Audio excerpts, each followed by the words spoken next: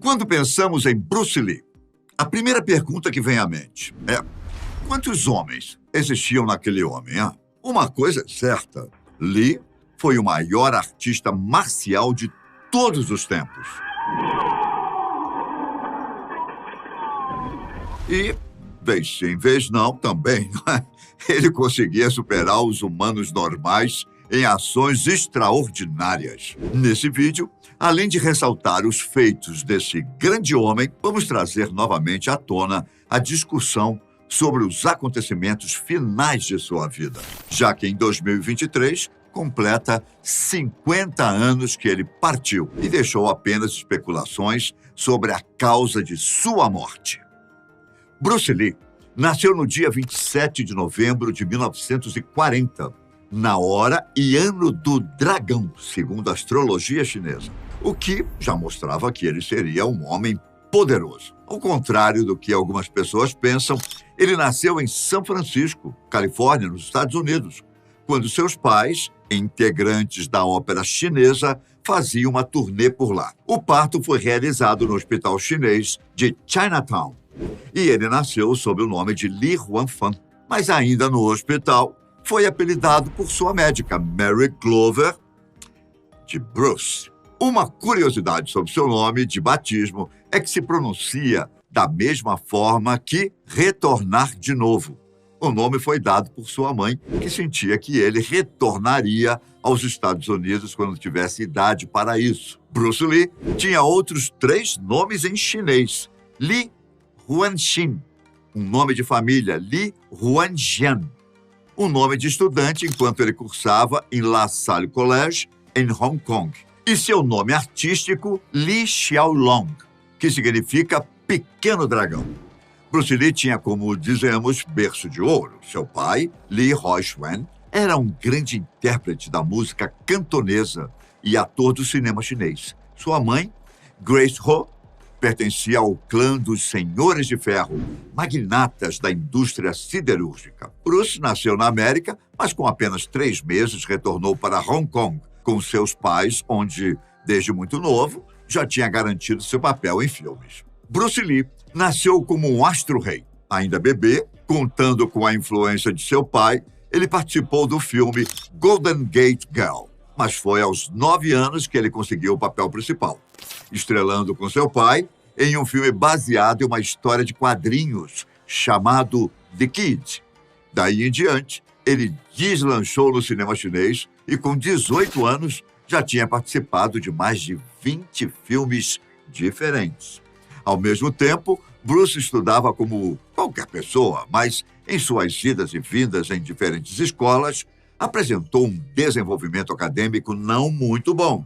E, ao que tudo indica, também apresentou, ali por volta dos seus 16 anos, uma má conduta.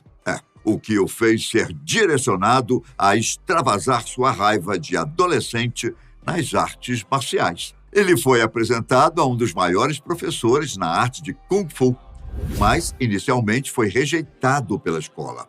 Ip Man era um artista de artes marciais e professor mestre do estilo Wing Chun, do Kung Fu, que obedecia a regra de não ensinar artes marciais a quem não era totalmente asiático. Bruce Lee tinha formação alemã por parte de sua mãe, mas por uma indicação importante, ele acabou sendo aceito como discípulo de Ip Man. Em 1958, Bruce Lee começou a vencer torneios interescolares de Kung Fu e, acredite ou não, também começou a vencer torneios de dança. Não demorou muito, com apenas 18 anos, Lee se envolveu em uma briga com alunos de uma escola rival de artes marciais, onde acabou espancando seu rival de forma brutal. Ele foi denunciado à polícia e sua família foi avisada que, se aquele tipo de comportamento se repetisse, ele seria preso. Então, em 1959, Bruce Lee foi mandado para morar com sua irmã mais velha nos Estados Unidos. Logo quando chegou aos Estados Unidos, ele foi para São Francisco, morar na casa de amigos de sua família com sua irmã Agnes Lee. Mas ainda em 1959, se mudou para Seattle para terminar o ensino médio. Naquele mesmo ano, Bruce começou a ensinar artes marciais do seu jeito. Um jeito que ele nomeou de Kung Fan Kung Fu, literalmente Kung Fu de Bruce Lee, que representava sua abordagem ao Wing Chun. Seus amigos se interessaram tanto que Lee abriu sua primeira escola de artes marciais, chamada Instituto Lee Kung Fan Kung Fu, em Seattle. Ele terminou o ensino médio em 1960 e já entrou para a Universidade de Washington, onde estudou artes dramáticas, filosofia, psicologia e mais algumas outras disciplinas. Mas ele não chegou a terminar os estudos, abandonando a faculdade no início de 1964. No mesmo ano, ele se mudou para Oakland para morar com James Ping Lee, um artista marcial chinês que era 20 anos mais velho que Bruce. E juntos, eles fundaram o segundo estúdio de artes marciais, Jung Fan. Nessa época, ele participou de campeonatos, demonstrando técnicas como flexões de 2 dedos e o soco de 1 polegada. Logo, Bruce Lee recebeu da comunidade chinesa um ultimato para ele parar de ensinar as pessoas não chinesas. Quando ele se recusou a obedecer, foi desafiado para uma partida de combate com Yong Jack Man. O acordo era que se Lee perdesse, ele teria que fechar sua escola. E se ganhasse, ele seria livre para ensinar os brancos ou qualquer outra etnia. A luta aconteceu e, embora um lado diga que durou 20 minutos e terminou devido à condição invulgarmente sem fôlego de Lee, a verdade foi que a luta durou apenas 3 minutos, com uma vitória decisiva para Bruce Lee. Uma revanche pública foi divulgada, mas Bruce não respondeu ao convite. Não houve mais anúncios sobre o fato e Bruce Lee continuou ensinando quem se interessasse pelas artes marciais. A paixão pelas artes marciais tinha convencido Bruce Lee a abandonar a carreira no cinema. Mas, durante uma exibição de artes marciais em Long Beach, no ano de 1964, ele foi visto pelo produtor William Dozier e chamado para uma audição para participar de um filme sobre o filho de Charlie Chan. No final das contas, Bruce Lee acabou interpretando o papel de Kato na série do Besouro Verde. Farão tudo o que ele disser, até entregarão o tanque.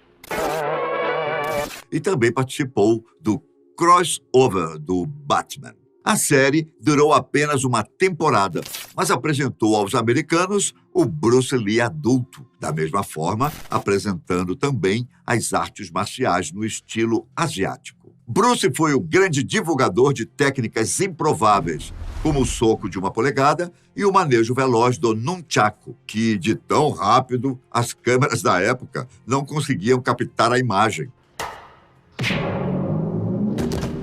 Mas se você acha que era só isso, na verdade sua capacidade marcial ia muito além. Ele conseguia executar nada mais, nada menos que 8 socos consecutivos por segundo. Bruce dominava as artes do Kung Fu, boxe, Jiu-Jitsu, Judô, Taekwondo, entre outros. Além disso, desenvolveu sua própria técnica com Jeet Kune Do, um português, o caminho do punho interceptor, porque considerava os métodos tradicionais muito rígidos e formais. Ele gostava mais do estilo sem estilo. As produções cinematográficas perderam a timidez e Lee começou a deslanchar nesse mundo. Em 1969, ele fez uma breve aparição no filme Marlowe, no qual interpretou um bandido. No mesmo ano, atuou como conselheiro de karatê em The Wrecking Crew, a 4ª parte de uma comédia de espionagem. Também atuou no episódio de Here Come the Brides and Blondie. Mas ele queria mais. Queria um papel principal. Insatisfeito com sua atuação em papéis secundários, voltou para Hong Kong e começou a preparar um longa-metragem. Qual não foi sua surpresa quando, ao chegar em Hong Kong, se descobriu famoso pela sua participação na série The Cat Show, sendo constantemente reconhecido nas ruas. Logo, Bruce Lee assinou um contrato para estrelar em 2 filmes produzidos por Golden Harvest. O primeiro foi em 1971, em The Big Boss, um sucesso de bilheteria. E no ano seguinte foi lançado Fist of Fury, que quebrou os recordes de bilheteria em toda a Ásia e conquistou sucesso nos Estados Unidos. Não satisfeito em protagonizar filmes de sucesso, Bruce Lee fundou sua própria produtora, a Concord, onde escreveu, produziu, dirigiu e estrelou seu próprio filme. Em 1972, lançou nos grandes cinemas o filme The Way of the Dragon, considerado o filme com as melhores cenas de lutas das artes marciais da história do cinema. Que tinha como protagonistas Bruce Lee e Chuck Norris. Ainda em 1972, Lee recebeu o convite da Warner Brothers para estrelar em Enter the Dragon, que começou a ser filmado em fevereiro de 1973, em Hong Kong, e foi concluído em abril do mesmo ano. O filme se tornou um sucesso mundial e alcançou a maior bilheteria do ano de 1973, consolidando o ator como estrela das artes marciais. Mas, tragicamente, antes do lançamento do filme, Bruce Lee faleceu, com apenas 32 anos. Bruce Lee não vivia somente para as artes marciais e para as câmeras. Ele foi casado com a norte-americana Linda Lee entre 1964 e 1973. O casal teve 2 filhos, Brandon Lee e Shannon Lee. Todo mundo acompanhou a tragédia que atingiu seu filho, Brandon Lee, que também era ator e que morreu acidentalmente atingido por uma arma de fogo durante as filmagens de The Crow, no auge da sua carreira. Enquanto pôde, Bruce foi um grande pai, um marido dedicado e dono de uma disciplina marcial de dar inveja a qualquer lutador. Ele tinha uma filosofia de vida única e deixou alguns pensamentos marcantes, como, por exemplo, um objetivo nem sempre é para ser atingido. Frequentemente, serve apenas como algo a ser mirado. Esta frase mostra que ele apreciava tanto a jornada quanto a chegada. Bruce era resiliente e adaptável.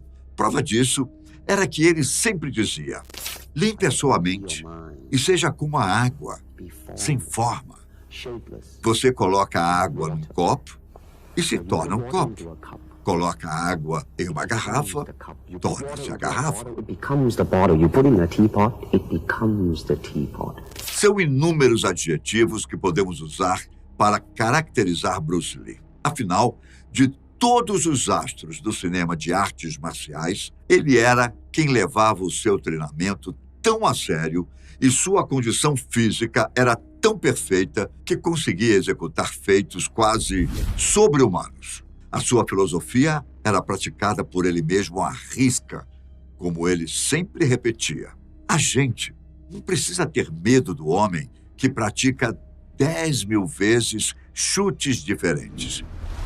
Mas devemos temer quem pratica o mesmo chute 10.000 vezes.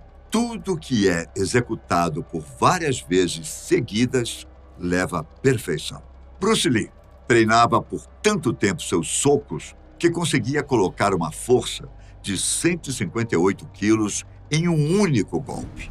Ele só conseguia esse tipo de ação porque sempre treinava pelo menos 6 horas por dia, aperfeiçoando seus músculos e movimentos. Os exercícios que Bruce Lee executava geralmente exigiam um grande esforço físico, como a flexão com apenas 2 dedos. Mas alguns desses exercícios precisavam mais de paciência e precisão do que realmente de força. Por exemplo, podemos citar o desafio do grão de arroz, no qual Lee pedia que uma assistente jogasse grãos de arroz para cima, e ele conseguia pegar um deles usando apenas rachis. Tudo na vida de Bruce Lee era personalizado, e seu equipamento de treino não podia ser diferente. Ele precisava treinar com aparelhos mais pesados e com maior resistência do que o normal. Por isso, às vezes, ele perdia a noção da própria força. Uma vez, Lee conseguiu deslocar o ombro de um aluno sem sequer aplicar um soco. Ele tinha apenas dado um tapinha no ombro do rapaz. Os sacos de areia que as pessoas normais costumam usar pesam cerca de 31 quilos. Os usados por Bruce Lee pesavam 136 quilos. Seus chutes eram tão poderosos justamente porque seu treino sempre foi mais pesado do que o treino de qualquer outro praticante de artes marciais já conhecido. Agora, uma coisa de super-herói mesmo foi a invenção do soco de 1 polegada criada pelo próprio Bruce Lee. O golpe foi criado para fazer parte da luta Jeet Kune Do, também criada por ele, e acabou se caracterizando como um golpe poderoso e extremamente difícil de executar. Tratava-se de um golpe que tinha um impacto como algo mais importante do que o impulso. Para se ter ideia, ele era aplicado a apenas 1 polegada de distância e conseguia deixar o adversário sem ar e com uma dor torturante no peito. A rapidez do mestre das artes marciais era tão grande que, quando ele era testado em combate, fazia o teste durar muito pouco, já que ele lutava para valer e, geralmente, seu adversário nem sempre conseguia ver o que o atingiu. Teve uma ocasião em que Bruce foi desafiado por um dublê dele mesmo, no set de filmagem, e nem sequer precisou acertar um golpe no adversário. Ele fez movimentos tão rápidos, se esquivando dos golpes, que o rapaz acabou batendo a cabeça na parede e desistiu do desafio. Entre os anos de 1960 e 1970, os filmes de artes marciais contavam com coreografias de lutas ritmadas, mas que, independentemente do espectador conhecer ou não de luta, dava para ver que não passava de uma organizada e bem treinada coreografia. Bom, pelo menos até quando surgiu o fenômeno Bruce Lee. A partir daí, os filmes ainda tinham coreografias de luta, mas com uma inteligência marcial real, que só ele conseguia fazer com uma enorme destreza. Para se ter ideia, durante as gravações do filme Operação Dragão, nas cenas com Jack Chan, as lutas aconteciam de acordo com as coreografias, mas, sem querer, elas acabavam sendo muito mais reais do que se imagina. Jack Chan já contou em público que apanhou pra valer de Lee durante essas gravações. Apesar de parecer um super-homem, Bruce Lee era apenas um humano devotado àquilo que ele amava fazer. Mesmo sendo bem acima da média, Lee tinha um problema de visão que não o deixou lutar no exército americano. E acredite se quiser, ele tinha uma perna menor do que a outra. Pois é. Ainda assim, fez tudo o que fez. A morte repentina de uma pessoa como Bruce Lee abre o universo para centenas de especulações. Ainda mais porque ele era um atleta de primeira linha que teve uma morte totalmente inesperada. Mas como foi que isso aconteceu? Será que realmente nada estava indicando que algo ruim poderia acontecer? Ou as pessoas e o próprio Lee não prestaram atenção aos avisos dados pelo corpo? Bruce Lee era tão saudável quanto parecia. A sua morte aconteceu em 1973 e a causa colocada no atestado de óbito foi morte por inchaço cerebral. Na época, tanto os médicos quanto os leigos acharam várias possíveis razões para esse inchaço cerebral ter acontecido a ponto de matá-lo silenciosamente. Vamos ver um pouco sobre o que foi dito na época e vamos traçar um paralelo com as descobertas recentes, que podem trazer luz a esse mistério que completou 50 anos recentemente. Dias antes de sua morte, aconteceu um episódio estranho que poderia ter indicado um sinal para as questões de saúde de Lee. Ele desmaiou no estúdio Golden Harvest, enquanto fazia um trabalho de dublagem para seu filme Operação Dragão. Sem aviso prévio, ele teve uma forte dor de cabeça e acabou tendo uma convulsão e foi levado às pressas para um hospital em Hong Kong, onde foi diagnosticado com um edema cerebral. Sim, essa foi a mesma situação que aconteceu no momento de sua morte. Mas, na primeira vez, os médicos conseguiram reduzir o inchaço com um medicamento chamado Manitol.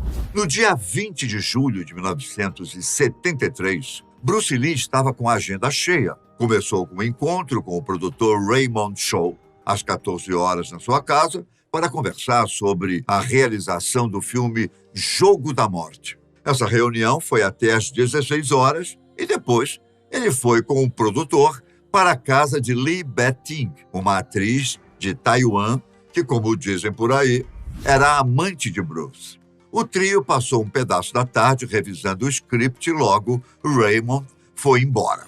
Não passou muito tempo, Lee se queixou de uma dor de cabeça e Ting deu para ele um analgésico denominado Equagesic, um relaxante muscular que tinha em sua composição aspirina e meprobamato. Era por volta das 19h30, quando Lee se deitou para descansar. Quando ele não apareceu para jantar, Shaw retornou ao apartamento e encontrou Lee desacordado.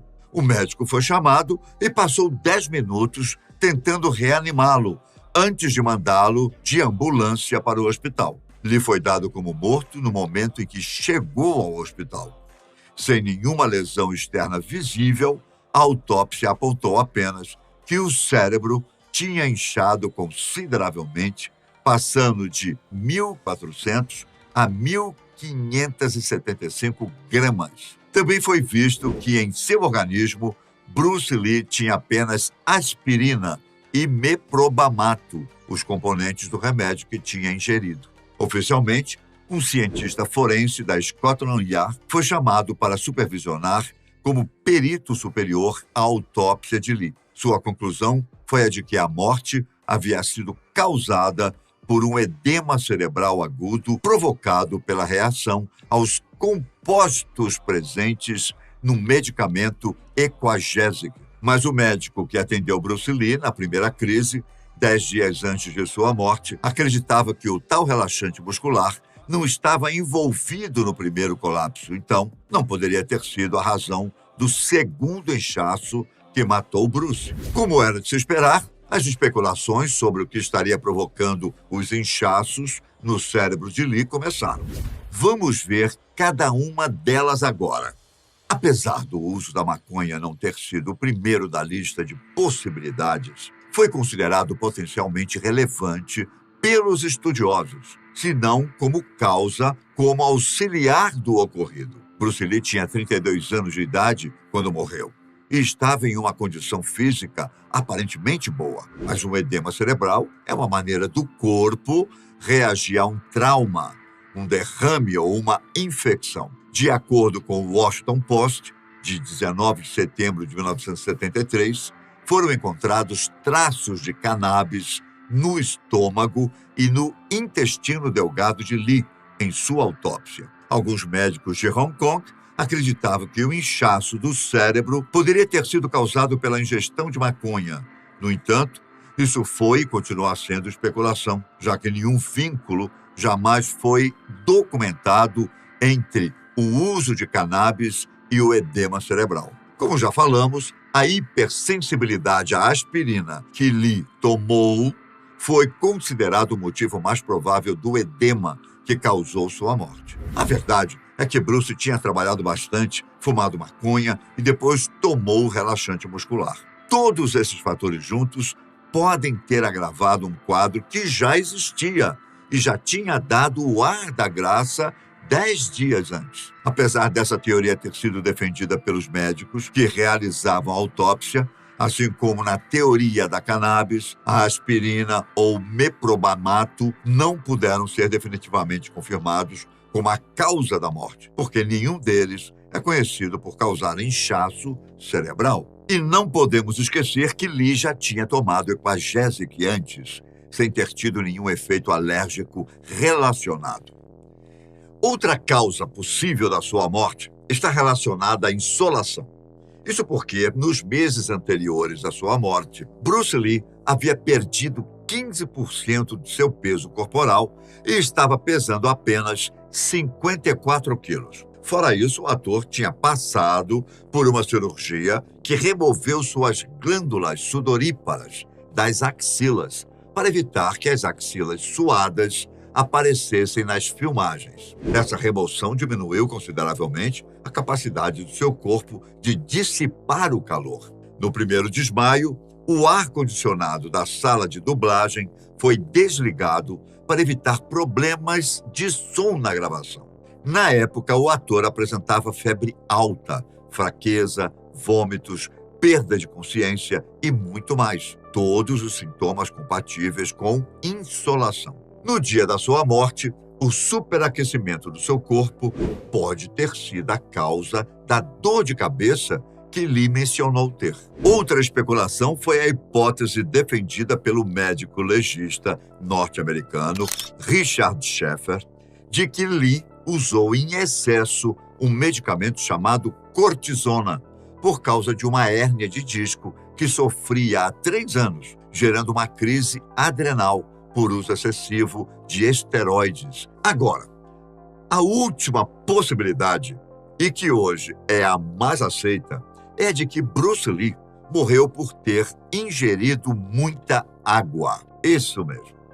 Você ouviu certo. Em dezembro de 2022, foi publicado um estudo que afirma que Lee sofreu de hiponatremia, um problema sério que acontece quando há baixa concentração de sódio no sangue. Bruce Lee tinha um estilo de vida único e que colocou em risco sua vida. No dia de sua morte, Bruce Lee estava, segundo sua esposa Linda Lee, fazendo uma dieta à base de fluidos de cenoura e suco de maçã.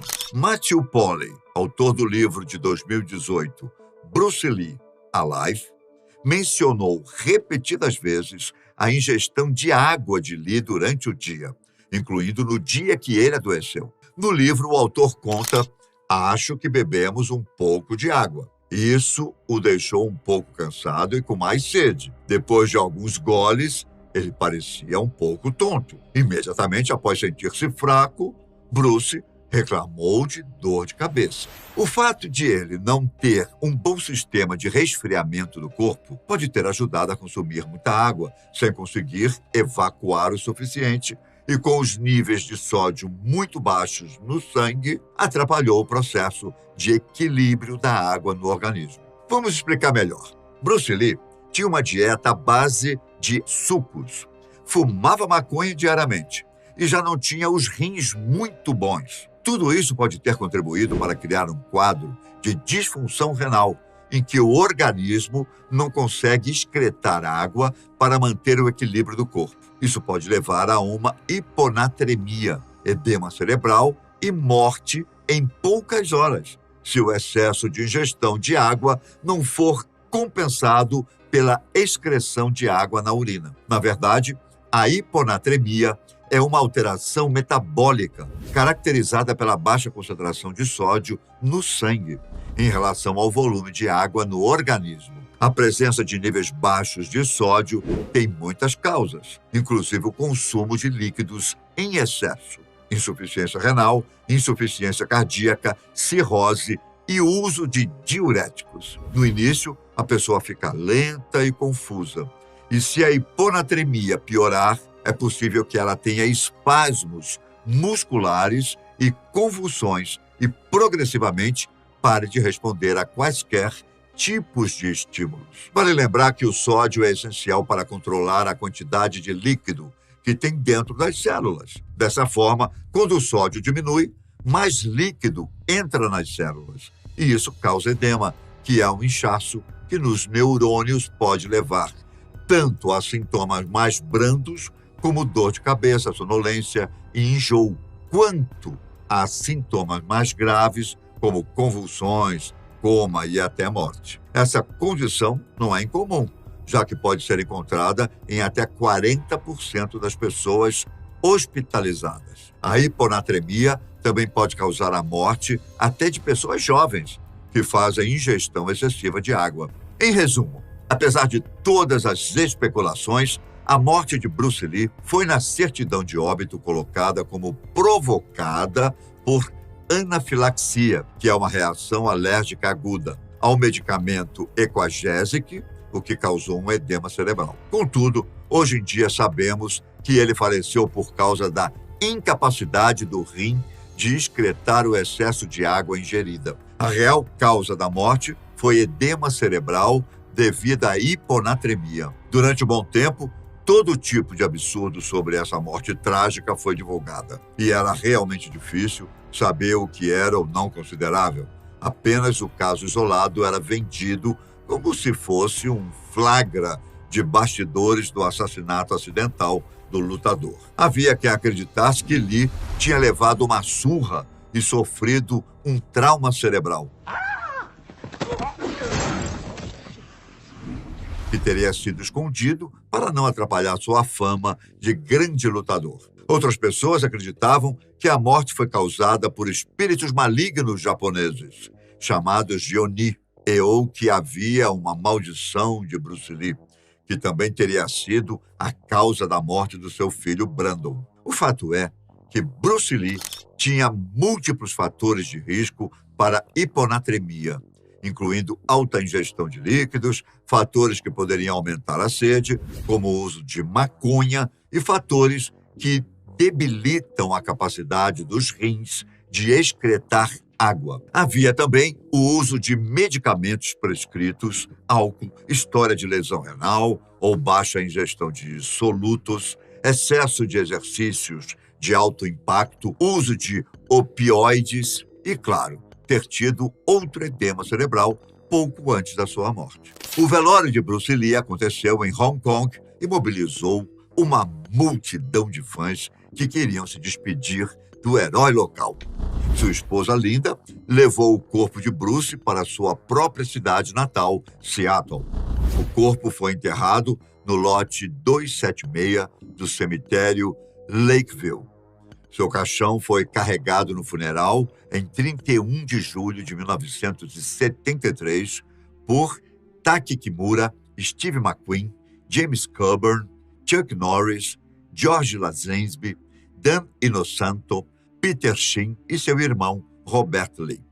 20 anos depois, seu filho Brandon Lee foi morto a tiros em um set de filmagem e enterrado ao lado de seu pai. Quando Bruce Lee morreu, seu filme Operação Dragão ainda não tinha estreado, mas 6 dias depois, ele estava como um grande sucesso de bilheteria, tendo faturado 350 milhões de dólares em todo o mundo. Ajustado à inflação, o valor equivale hoje em dia a cerca de $1 bilhão. Como o filme teve um orçamento de apenas $850 mil, fez do longa um dos filmes mais lucrativos de todos os tempos. A última obra que contou com sua presença foi Jogo da Morte, filme que ele havia pausado as gravações para conseguir terminar o Operação Dragão. Jogo da Morte foi lançado em 1978 e também foi um sucesso de bilheteria. Como o ator morreu sem que as gravações tivessem sido terminadas, a Golden Harvest aproveitou o material que Lee já tinha filmado e dirigido ele mesmo e fez algumas adequações para dar maior coerência ao que tinham em mãos.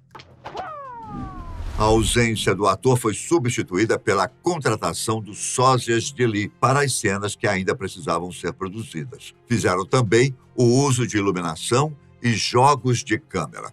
Foi preciso contratar profissionais treinados em artes marciais para as cenas de ação e, obviamente, foram imprescindíveis os remendos no enredo planejado por Lee, mas em apenas algumas partes.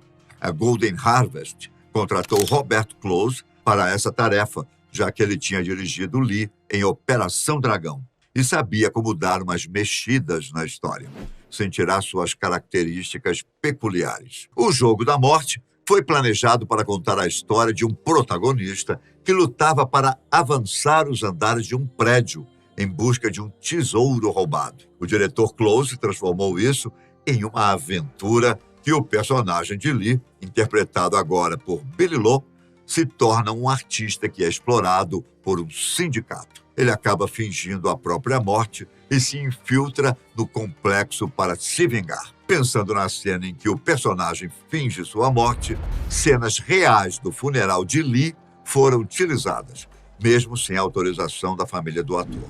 Então, se você tem curiosidade sobre esse momento, basta assistir ao último filme de Bruce Lee. Muitas das cenas têm participação do Bruce verdadeiro. Ele tinha filmado mais de 100 minutos, incluindo tomadas.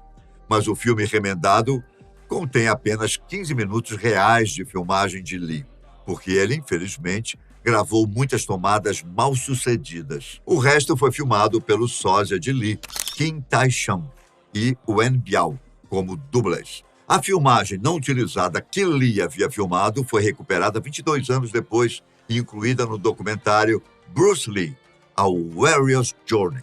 Bruce Lee tem uma estrela da concorrida Calçada da Fama de Hollywood. Em Hong Kong, uma estátua que foi instalada na Avenida das Estrelas, em 2009, mantém viva a memória do astro que projetou o lugar para o mundo. Lee foi um dos artistas mais fascinantes de todos os tempos. Demonstrando incríveis habilidades dentro do cinema, difundindo as artes marciais pelo mundo afora, sua história de vida inspira diversas gerações com uma visão de mundo refinada e de valor praticamente inestimável. Por isso, suas obras são eternas e ainda geram interesse e lucro. Em 2015, a Perfect Storm Entertainment e a filha de Bruce Lee, Shannon Lee, anunciaram que a série de Warrior seria produzida e Justin Lin foi escolhido para dirigir a obra. Baseada nos escritos da lenda das artes marciais, Bruce Lee, The Warrior, é um drama repleto de ação ambientado durante as brutais guerras Tong, na Chinatown da cidade de São Francisco. A produção começou em 22 de outubro de 2017, na cidade do Cabo, África do Sul, e atualmente já conta com 3 temporadas. Em 25 de março de 2021, foi anunciado que o produtor Jason Kotari adquiriu os direitos de Silence of Float para se tornar uma minissérie que terá John Fusco como roteirista e produtor executivo. Ela conta uma história de artes marciais espirituais coescrita por Bruce Lee. A história de Silence Float se passa num futuro distópico, depois da humanidade ter sofrido com pandemias, incêndios e guerras civis, e onde todas as armas e artes de combate foram proibidas. Nesse contexto, Cord, um rebelde lutador, tem que superar vários testes, obstáculos e perdas para encontrar Zetan, com a intenção de se apoderar dos conhecimentos sobre a filosofia Zen e se tornar o melhor lutador do mundo. Nestes 50 anos, depois de sua morte, a influência de Bruce Lee no cinema não diminuiu.